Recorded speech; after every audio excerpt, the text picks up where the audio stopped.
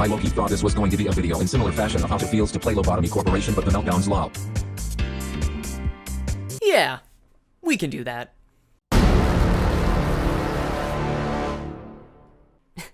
Yeah, Malkuth is a verb now. Welcome back, y'all. My name is Check, and this is Checkermark, the only channel that has a series of videos about Lobotomy Corp with It Feels in the title.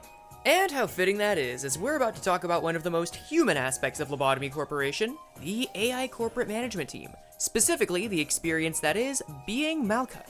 I'm also assuming that if you're watching this, you have some knowledge of Lobotomy Corporation. If not, don't you worry. Click the card in the upper right and check out my How It Feels to Play Lobotomy Corporation video, or play the game and come back. You'll get a lot more out of this. This video will cover all of the information we know from the Lobotomy Corporation game and wiki, so if there's something extra that happens in the sequel, that won't be included. And of course, there are spoilers ahead, but I'll give y'all a warning once we get to the juicy ones. So grab your notepads and pet your Baba Mulks, because we are jumping right in. This is Malkuth, and Malkuth is the hardworking, optimistic, and self-described slow leader of Lobotomy Corp's control team, as well as one of the AI Sephiroth that make up the department heads. As the head of this team, she manages employees who are responsible for both a handful of abnormalities and monitoring the members of the other departments to give commands. And considering they get the earliest and easiest abnormalities in the game, the department in story acts mostly as a team of middle managers. Both Malkuth and the team are known for moving around a lot, which fits the fact that employees that work in the department get gradually faster, and the same happens the more clerks there are active in it. I would have thought that being more crowded would make it harder to move, but maybe they just like the idea of racing each other. Hell, you know what? Let them have their fun. Well, being the first department in the game, you're assured to speed through it. Both the low energy caps and the simple missions will make it easy to unlock everything. Yes, every Sephiroth has missions themed around their team, and Malkuth is no exception. Starting with the fiery, you can do this! The job is only to complete abnormality work 3 times. Do it! As you can see, this mission acts more as a test that you know what a mouse is more than an in-game challenge. And once you've embraced your sins, Semper Fi opens up to you. It's technically more challenging.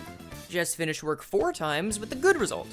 If you have a chronic addiction to negative feedback, I can't recommend it, but you should be able to deal either way. Then we have Suppress Berserking, which is the first mission you may finish on purpose. The mission is to complete 8 works on a containment unit that's melting down. New managers may not totally know what that means if they get this on day 3 or 4. But if you pick up the counter in the corner going off when you work with those red blinky cells, then congratulations, you're a certified suppressor. What's your reward? Well, hold your horses, we'll get to those. For now, it's a new mission.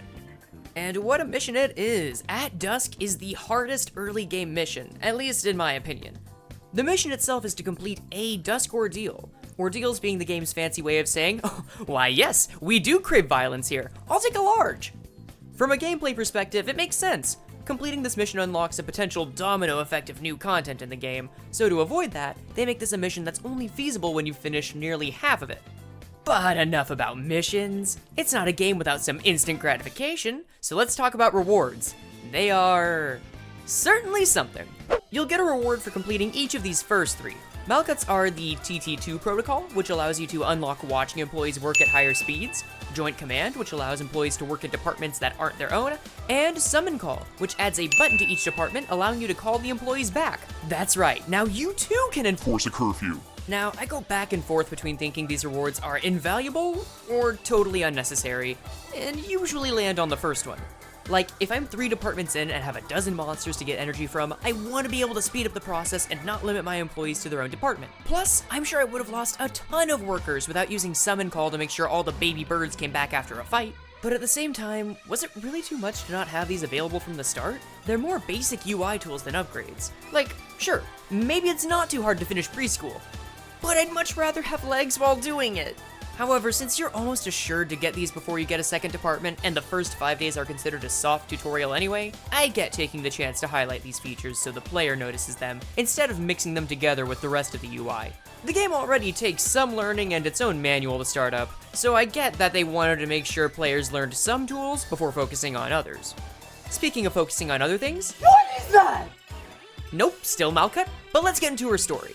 Can I just say I love this character? All of the Sephiroth are interesting in their own right, but Malkuth? She has this charming hapless leader attitude that still shines even through the old translation. She's the first Sephiroth you meet and gives off the regular cheery attitude you'd expect from a corporate setting, which blends pretty well into the facade of Lobotomy being an above-the-board company. That is, until an employee asks for permission to be fired. Not how I thought it worked, but hey, when in Rome. You get the choice to handle this yourself or let Malkuth take over before starting your work. Whichever you choose, it's implied the employee's life and role are finished. Now isn't that interesting phrasing? Ah well. Once you finish the first mission, Malkuth talks to you again to reinforce the good job you're doing, and then proceeds to ask if the secret clowns in the office ever give you imposter syndrome. Okay, maybe she doesn't use those words, but it's effectively the same thing. Send little Bong Bong to talk to the shrimp juice enough times, and suddenly, the circus wants your clavicle. Ordeals themselves are a topic for another day, but just know they come in after doing a certain amount of work, and that Malkuth seems to struggle with her team losing to them.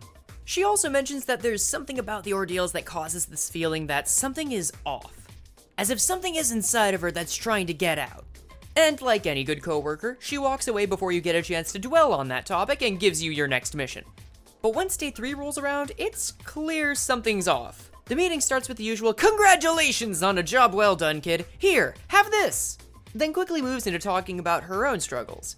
She carries her own notebook around with a chronically full list and feels a sense of being slower than the others. She powers through, but knows that if she doesn't check the list, she's going to miss something important. She goes on to say that she feels like she's in the right place, all things considered, but also that she's been wanting something like this before, though maybe not with the control team itself. Ah well. Let people have their secrets. I've got them, you've got them, and Angela sure does. Like the one she shares about thinking Malkuth is the worst of all the Sephiroth, making her the easiest to control. Well, at least I can clear my brain by dragging the day out long enough to finish that third mission. And wouldn't you know it, the next day starts off with an intervention. Meeting. I meant meeting. Apparently, the other Sephiroth are also on Malkuth's case about not being able to handle ordeals. To their credit, Control is the throwaway department, so gameplay-wise, they aren't wrong. So how does Malkuth respond? By pulling rank and saying she has a protocol for times like that, even offering to share it, which is really the equivalent of, "Not to worry, I have a permit." This just says I can do what I want. The fact that she says her apartment doesn't need any weak employees drives the point home further. I thought it was kind of funny that nobody says anything afterward too, and she just waits in silence before saying, "All right, thanks for coming. I love you all and we should do this again sometime." It could be something that's lost in translation, but it really gives me the idea that she's desperate to give not only her coworkers, but herself the confidence that she's cut out for her position. And then, of course, something terrible happens that day despite the plan Malkuth has, and Angela berates everyone involved. You are all disasters. So clearly, nothing is fixed. And folks, if you would like to keep enjoying the game without any major spoilers, then this is your best time to leave the video, because we're about to get into what happens once you beat At Dusk. I'll give you a second to head out. Are we all good? Perfect. Weeks have passed by now. You've met the other Sephiroth, opened up their departments, and not as much as talked to Malkuth in the past few days. And now, your employees are improved enough to finally take down a Dusk ordeal. Of course, this was something she asked you to do, and it leads to another cutscene where she asks this, then this, then this. Meet Elijah, a tenacious member of a research team on the material Cogito. It's not clear what exactly the team is researching, but what is clear is that Elijah wants desperately to be involved in it, rather than just taking notes down in her book. However, she's not ready yet, and the head of the research team insists that she has to wait, despite her literally trying to filibuster a reason to get in. And unfortunately, that obsession never settled down. If she couldn't run the experiment with authority, she would find a way without it, leading to...